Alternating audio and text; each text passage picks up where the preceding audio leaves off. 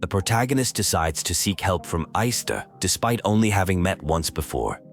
While contemplating this decision, they overhear someone in distress with transmission system damage. Upon offering assistance, they encounter Esther in an unexpected theatrical pose, claiming to be the guardian of Kylo Ren, who appears when called 3 times. The scene shifts to someone delivering a power enhancement memory light butterfly. When questioned about their presence, the protagonist explains they know Esther from the administration office. It becomes apparent that Esther is role-playing, which explains their theatrical behavior. A request is made to keep this behavior secret. It's revealed that Esther has been withdrawn since childhood and finds comfort in cartoons. After leaving Goldenhorn, Esther has been in poor spirits, leading the chief to grant a vacation. The protagonist empathizes, noting some people derive energy from imagination.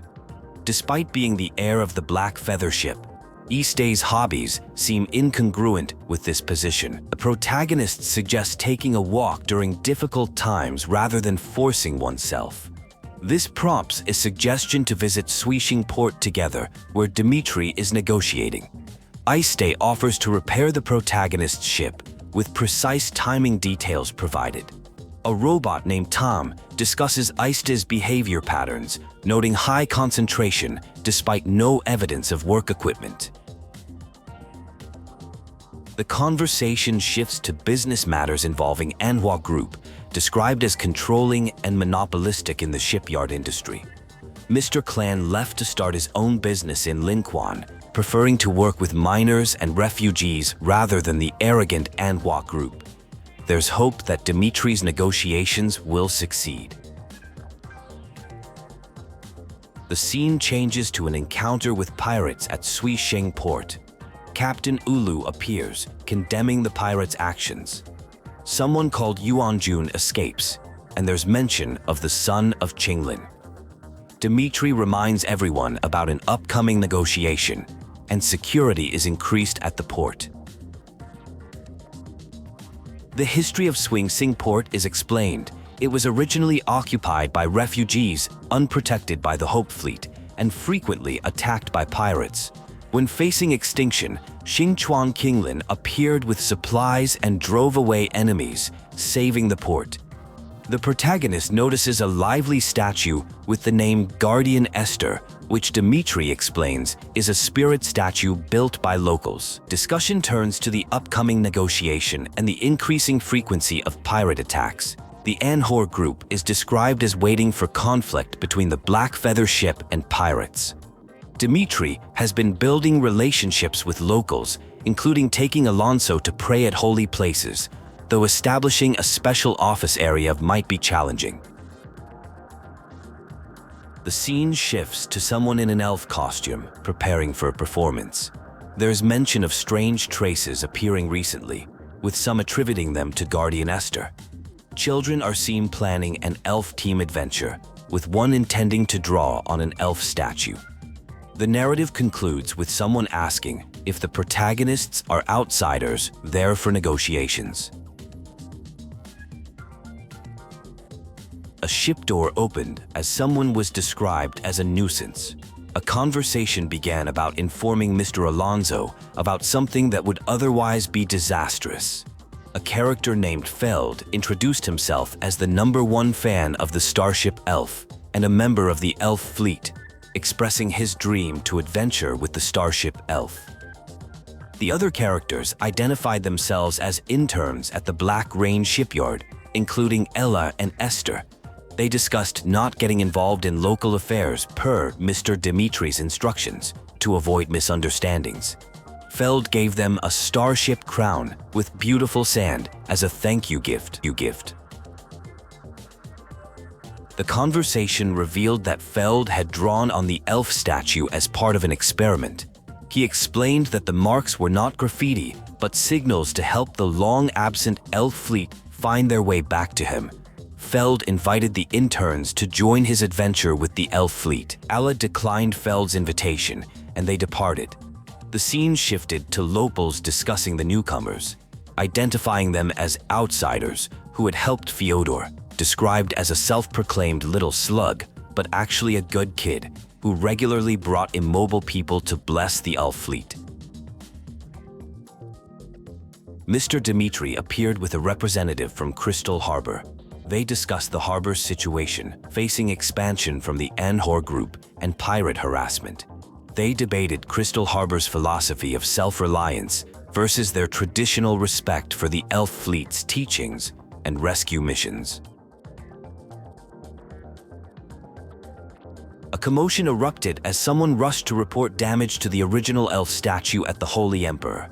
Lord Aroso ordered the area sealed and controlled. Mr. Dimitri explained that all elf statues in Crystal Harbor were copies of this original statue, which represented the spiritual foundation of Crystal Harbor. Estelle noticed a familiar mark on the statue matching the star crown from the child they met earlier. They realized Fyodor had entered the Holy Emperor and might be in danger. The negotiations were suspended as this revelation created a crisis. The situation worsened as it was revealed that Crystal Harbor residents are forbidden from entering the Holy Emperor or risk losing the spirit's protection. Despite learning that Fyodor was Lord Alonso's son, the harbor's traditions couldn't be broken, even for him. The interns realized outsiders might not be bound by the same spiritual restrictions. Despite objections about jeopardizing negotiations, someone jumped into the Holy Land. Mr. Dimitri then negotiated with Lord Alonso for time to rescue both the heir of Blackwing and Fyodor. Inside the Holy Land, they discovered a dead pirate with stardust nearby and evidence that pirates had destroyed the original statue. They found traces suggesting Fyodor had witnessed this and might have been captured by other pirates. They debated whether to report back or continue searching. Further exploration revealed that the Holy Land might actually be a lost spaceship. They found devices still running and traces of the Star Spirit. They discovered a door requiring a controller and mentioned an emergency circuit that might open it. The scene ended with recorded music playing. A character is discovered who has been stranded for a long time with deteriorating mental stability. The discussion reveals information about SR-2207, an early operation codename of the Anhor Group. After finding a forest mine area, the Anhor Group attempted to monopolize resources by forcing Chirado miners to relocate to border areas, effectively turning them into refugees and pirates. It becomes clear that Merlin was originally sent to carry out an expulsion mission but had an accident, was never rescued, and suffered a mental breakdown. He survived by watching cartoons, particularly one featuring asteroid spirit Esther, which was popular when Anhor was in charge and inspired one character's name. The characters discover an open door leading to a supply room containing a record terminal and a picture labeled a body. The terminal contains Marlene's video recordings from a later date, showing 6 people, including a child and a pregnant woman, refugees with no weapons or training. The recording reveals that Marla, the Night Alliance's little devil horse, recognized these refugees couldn't survive on their own. She secretly provided supplies through a hidden conveyor, leaving notes with space survival tips. The refugees believed these supplies came from a spirit they called Esther, based on the Star Trek animation. It's revealed that Merlin has been silently guarding the Shattered Heart port, acting as the Star Spirit. However, he fears facing his followers because he knows he's just a victim hiding underground. The more he learned about his mission targets as real people, the harder it became to tell the truth. The conversation shifts to the characters' backgrounds, revealing they all come from the Anhor group and experienced an incident called emptiness. One character named Estelle shares her trauma about a mission where a child named Carrotback went missing after a spaceship explosion caused by high pipe pressure that she failed to detect. They encounter Fyodor, who is revealed to be Carrotback. He had followed the Shattered Star Crown and entered the Holy Land, hoping to join the Spirit Team. Estelle reveals her identity to gain his trust, giving him a communication device before they discover an armory containing advanced weaponry, including mechanical armor.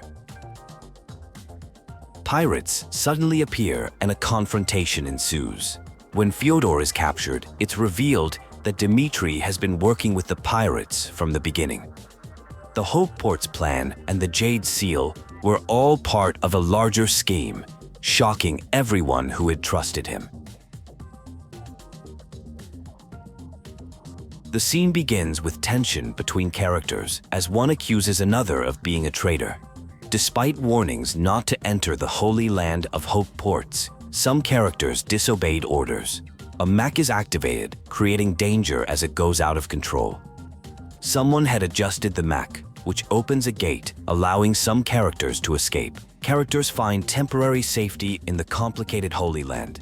Dimitri has obtained what he wanted and plans to create a false narrative of conflict with the Heartbreaker. The plan involves blocking the Holy Land with a lawn and using someone to attract the Heartbreaker. Microbombs have been deployed, enough to destroy the shipwreck, and a rescue signal is being sent to lure others.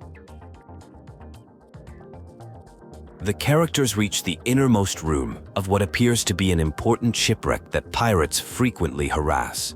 They discover that pirates have already taken mechanimals, mechanical creatures. The self-repair program of the ship is nearly complete. They find clues suggesting a connection to the Anchor Group. They discover Marlin, who is injured. Marlin reveals he was not actually a stargazer, but a pilot exiled from the Anchor Group. Though the legend was partly fabrication, Marlin's intentions were genuine. He was born to find a new home to protect his family.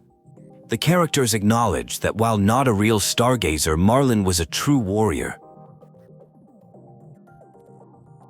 Confrontation erupts with Dimitri, who reveals that what people believed were spirits were actually advanced weapons. 15 years ago, his pirate group intercepted a distress signal connected to these battlefield spirits. He accuses others of using machines to pretend to be ghosts to fight against the Anchor Group, showing the machines as evidence. Esther, identified as a former Hope Force commander, decides to take action despite the past being unchangeable. A battle ensues as system restrictions are eliminated. Esther fights to save Star Harbor, with others mistaking her for a spirit named Ma Erling.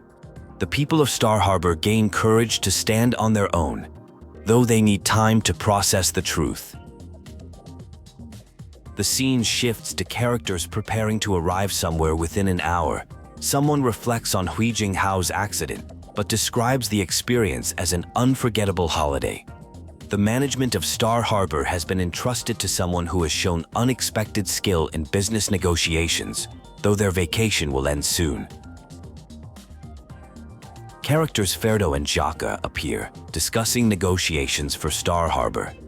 Esther plans to adapt Marlin's story into a sequel. The maintenance of a ship is nearly 75% complete, expected to finish within 5 working days. The scene ends with the discovery of damaged layers on the ship's surface and a personal creation left by the ship's captain,